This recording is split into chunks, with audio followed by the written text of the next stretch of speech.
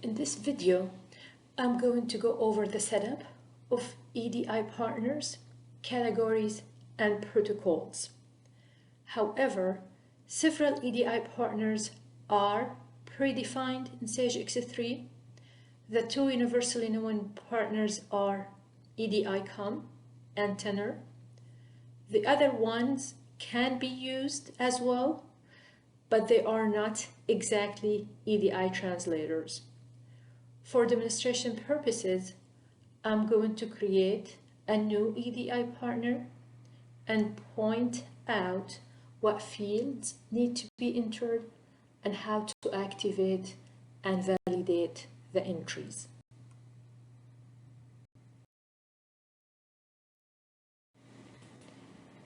In EDI setup, we have three sections here: EDI partners, EDI categories, and EDI protocols.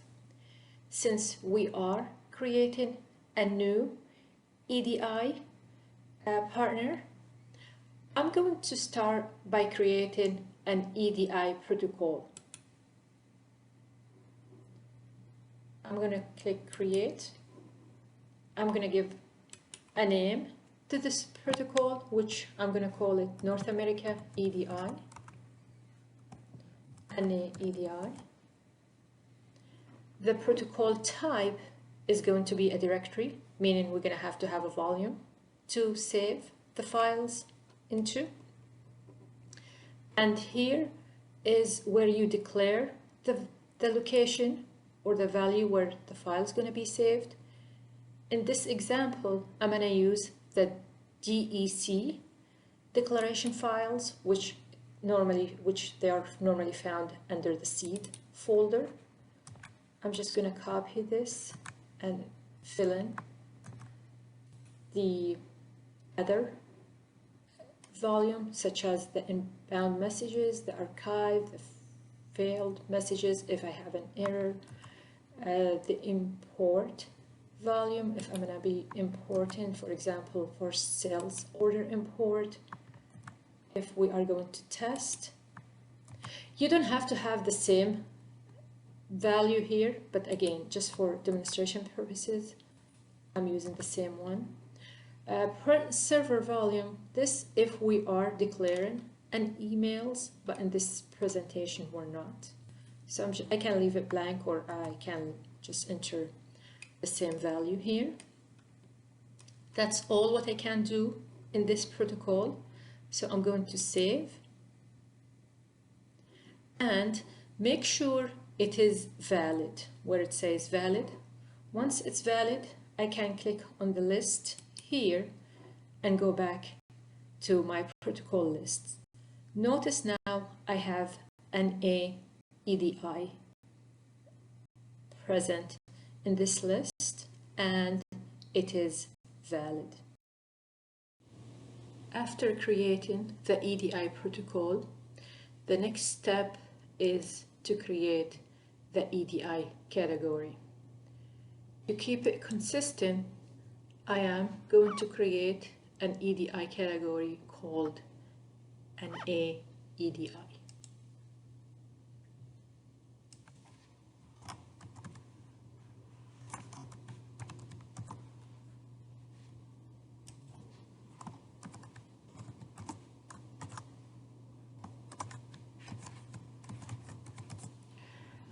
A category type is going to be a sales invoice. The action is going to be send, the action on create, and the function I'm going to be using is the GESSIH for sales invoices. The next thing is we want to make sure that the triggering table is the S invoice V and the index code is SIV0. Now, here is where we need to fill in the outbound filters. These filters are used when we are generating an EDI message outbound. If we don't fill in the information here, the EDI messages will be blank. So I'm going to click the plus sign, and the field, the very first field I'm going to be using is the INV stat, which means the invoice status. And I can say the start for 1 and the end is a 3. Next, I'm going to add the invoice date, INV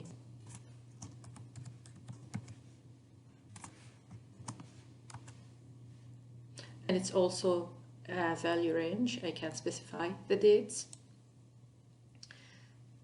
The next field is going to be the invoice number. I can search it up or I can enter it here.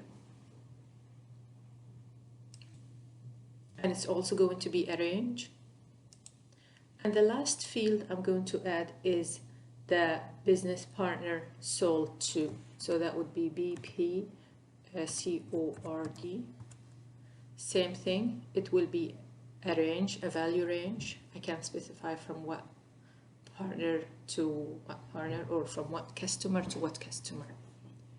Now, when I entered the outbound filters, the system generated the EDI authorization reference for me. These fields need to be filled in, otherwise the EDI category will not be active. So the first field here for the business partner code will be BP cord, which is sold to. The business partner address going to be BPAADD.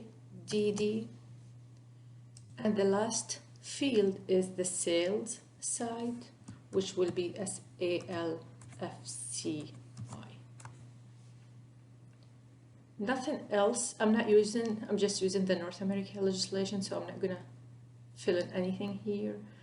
No more information is needed, so I'm going to save. Notice this is not valid yet, so I'm gonna have to click edit, save again, and notice now my category is valid. Click the list so you can go back to the EDI category list and notice that now we have NA EDI for sales invoice. The action is on send and it's a valid EDI category.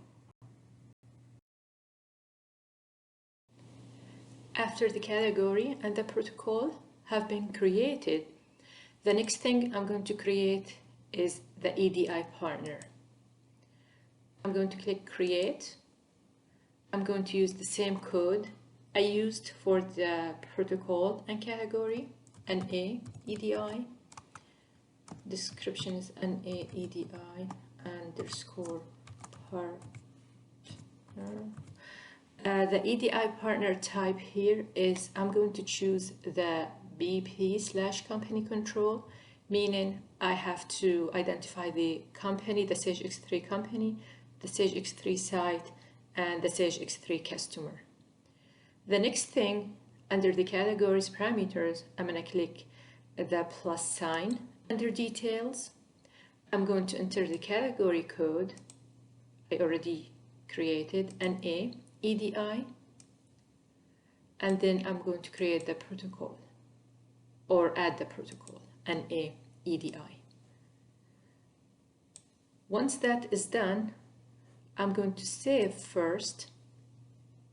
Then you notice that it's not active yet. I'm going to create, click edit, then check the box active, save. If I go back to the list, I can see my new EDI partner is listed and it's active. Now that we have created the partner category and protocol, the next thing under the EDI setup is to move to the flow definition. Then we are going to work with the EDI message mapping. Message mapping associates the information of a message linked to the category with the information of Sage X3 representation. In this example, I'm going to create a new message mapping for the sales invoice, and I'm going to use Chorus as the representation. One thing I have to mention is you can click the three dots or ellipses, and you can click duplicate to duplicate the message mapping, or the other thing, you can click create and process a new message mapping. So in this example, I'm going to use the same name I used before, NA EDI. The version is going to be 1. Description is going to be NA EDI underscore.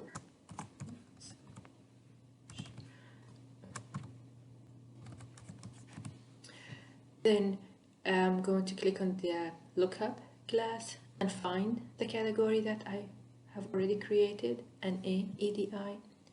The system will display the action on, which is on create.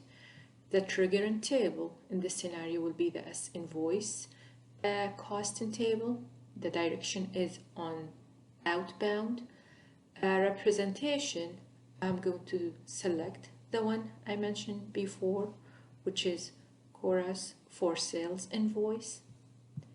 Once that is done, I have to save. Notice that my message mapping is valid now, and if I go back to the list, I can see an EDI message mapping listed under the message mapping list. After the EDI Partner, Category, Protocol, as well as EDI Message Mapping have been created, the next thing I'm going to show you is how to add that new EDI Partner to the representations. Please note that if you use the universally known EDI partners such as EDI Com or Tenor, you don't have to worry about this step. But since I created a new EDI partner for this video, just wanted to show you how to add it to the representation. So in development, classes, representations,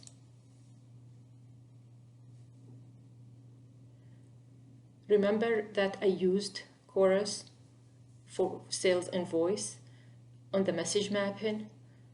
That means I have to use this representation code to add the new EDI partner. In the script part, I'm going to select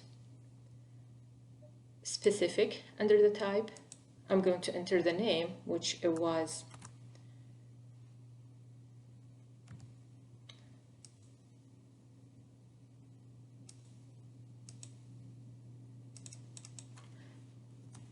NA EDI underscore RSTD, and then save.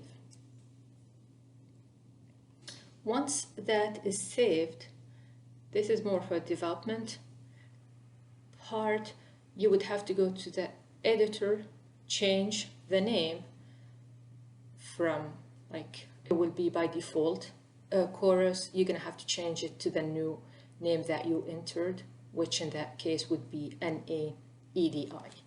But again, this is more for development part. A developer would have to go and do the changes.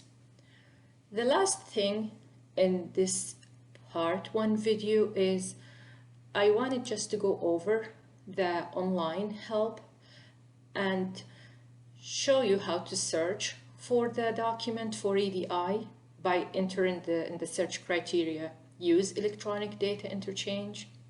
Once that is found, once the system finds that document,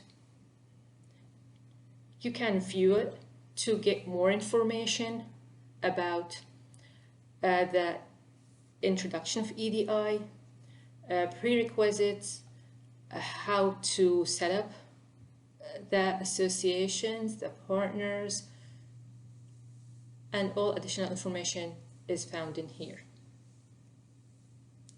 With that being said, this concludes part one of EDI setup.